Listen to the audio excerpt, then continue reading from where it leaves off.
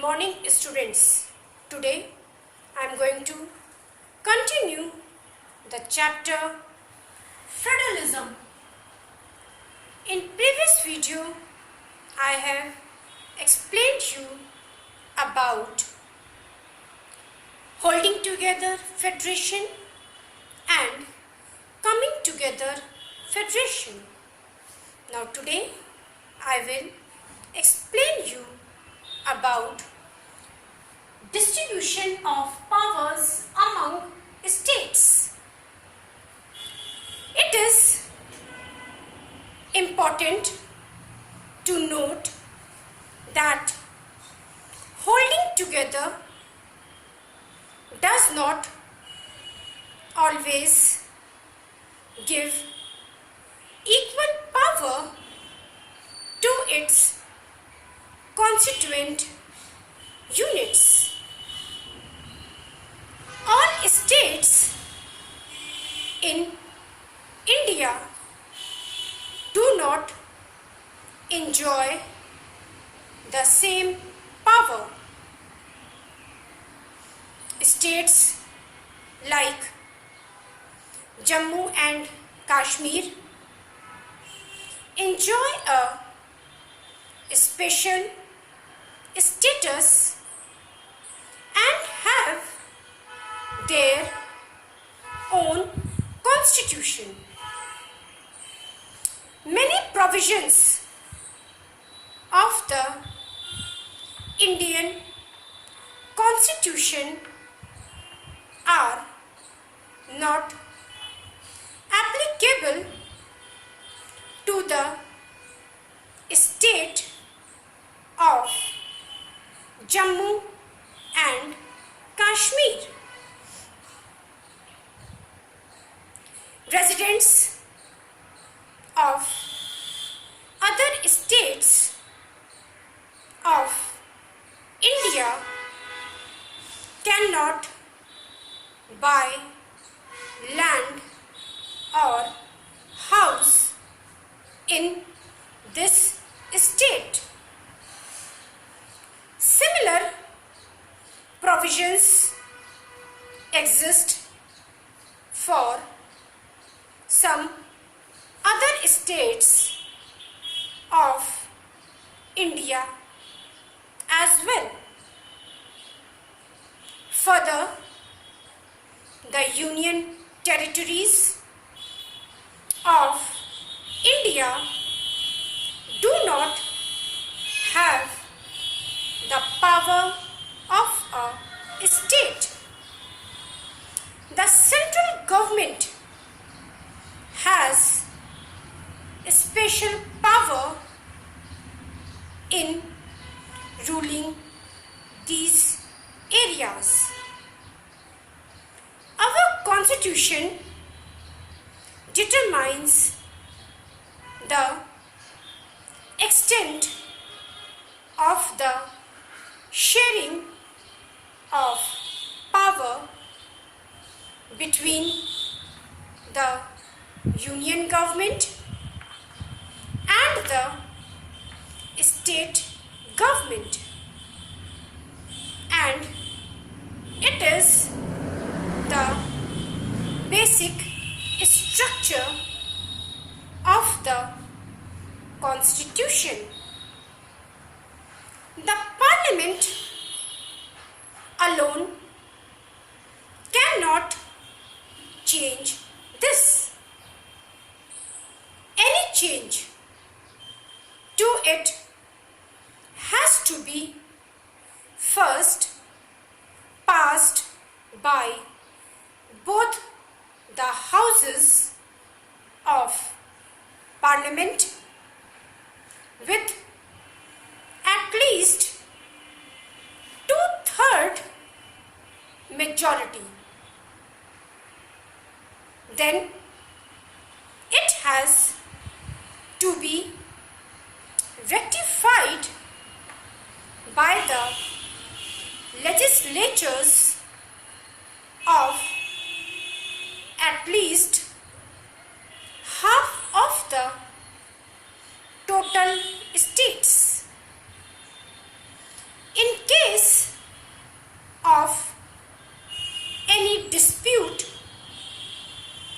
regarding the division of powers, the High Courts and the Supreme Court make a decision.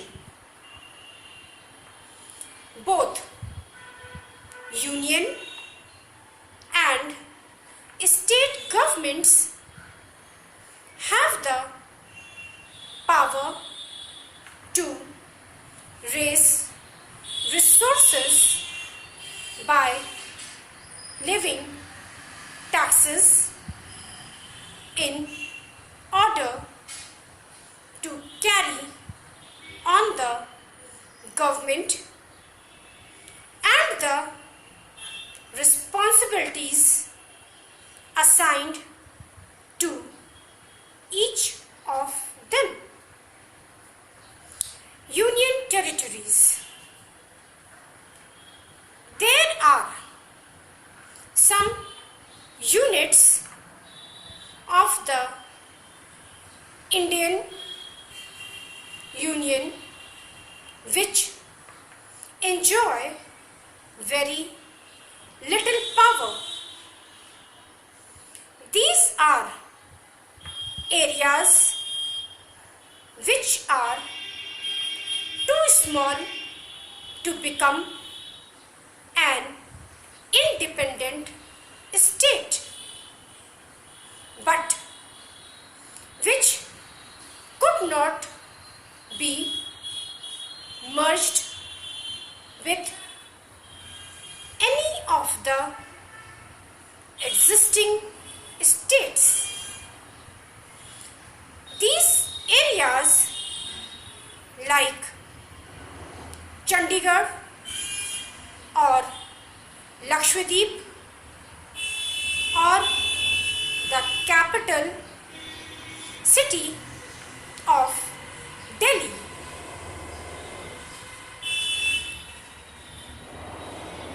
are called Union territories. These territories do not have the powers of a state. The central government has special powers in running these areas. Now, how is federalism practiced? Constitutional provisions are necessary for the success of federalism, but these are not sufficient. The real success of federalism in India can be attributed to the nature of democratic politics in our country. To follow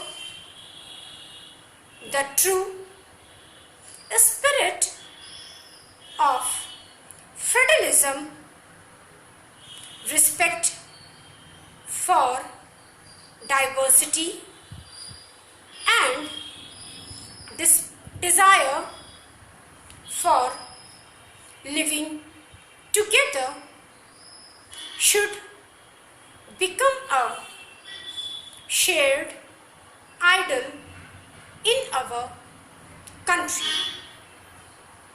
Now, what is linguistic states?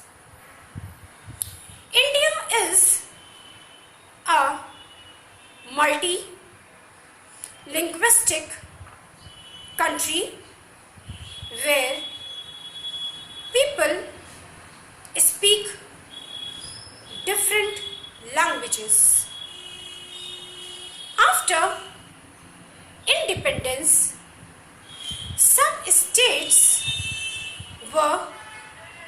created on the basis of the language people spoke. These are known as linguistic states. Hindi and 21 other languages are recognized as scheduled language by our constitution. Now I will explain you in detail about linguistic states.